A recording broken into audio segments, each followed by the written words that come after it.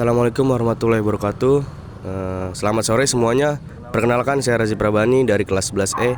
Saya ingin membuat berita atau tugas saya yang bertentangan dengan Jakarta Sadar Sampah. Nantinya saya akan mereview tentang yang ada di sini. Ikuti saya untuk lebih lanjut lagi infonya tentang Jakarta Sadar Sampah ini.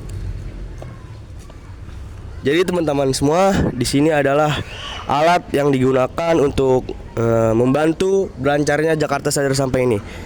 Oke teman-teman, tadi kan kita udah lihat transportasinya. Kita sekarang lihat mesin yang sebenarnya canggih yang ada di Jakarta Timur ini. Oke, ayo. Mesin ini dapat digunakan dan dapat menghasilkan atau bekerja itu 2 ton per hari.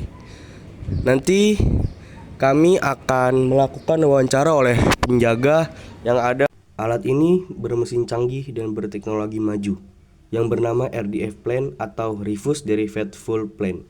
Adalah fasilitas yang dirancang untuk mengolah sampah padat, terutama sampah non-organik, menjadi bahan bakar alternatif yang disebut RDF. RDF merupakan bahan bakar yang dihasilkan dari proses pengolahan sampah yang tidak dapat diurai secara alami, seperti sampah plastik, kertas, kain, dan limbah industri lainnya. Bahan bakar RDF biasanya digunakan sebagai pengganti batu bara atau bahan bakar fosil dalam industri, terutama pada pabrik semen dan pembangkit listrik. Jadi ini adalah penampakan mesin RDF ketika menyala dan beroperasi. Berikut tahap-tahap cara kerja RDF plant. Yang pertama, pengumpulan dan pemisahan sampah.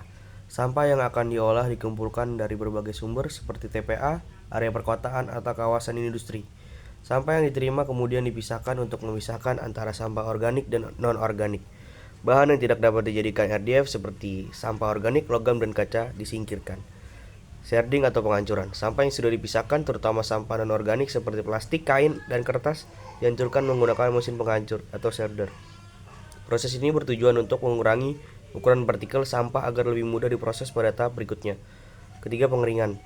Setelah dihancurkan, sampah dimasukkan ke dalam unit pengering atau dryer.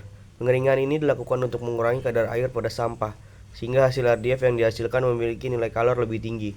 Semakin RDF rendah kadar air, semakin baik kualitasnya. Keempat, pemisahan lebih lanjut. Pada tahap ini, sisa-sisa bahan yang tidak dapat digunakan seperti logam atau kotoran disaring atau dipisahkan lagi dari bahan baku RDF menggunakan teknologi seperti magnet atau sensor. Tujuannya adalah untuk memastikan bahwa bahan yang dihasilkan benar-benar layak digunakan sebagai bahan bakar. Yang kelima, pencampuran dan pemadatan. Bahan yang telah diolah dan dikeringkan kemudian dicampur untuk mencapai komposisi yang ideal sebagai RDF. Setelah itu, bahan ini dipadatkan atau dikompres menjadi bentuk tertentu, misalnya briket, pelet, atau balok, untuk memudahkan pengangkutan dan penggunaannya sebagai bahan bakar. Keenam, pengemasan dan distribusi. RDF yang sudah selesai diproses dipak, disimpan, dan kemudian didistribusikan ke industri yang membutuhkan. Oke teman-teman, ini adalah alat untuk mencacah-cacah sampah yang nantinya akan ditampung di tempat yang berbeda. Ayo teman-teman, kita ke tempat untuk menampung cacahan sampahnya yang telah dicacah oleh mesin cacah ini. Jadi ini adalah tempat penampungan hasil kerja mesin RDF Plant yang ada di Jalan Raya Pule, Jakarta Timur, yang nantinya akan dikirim ke Bantar Gebang dan akan diproses.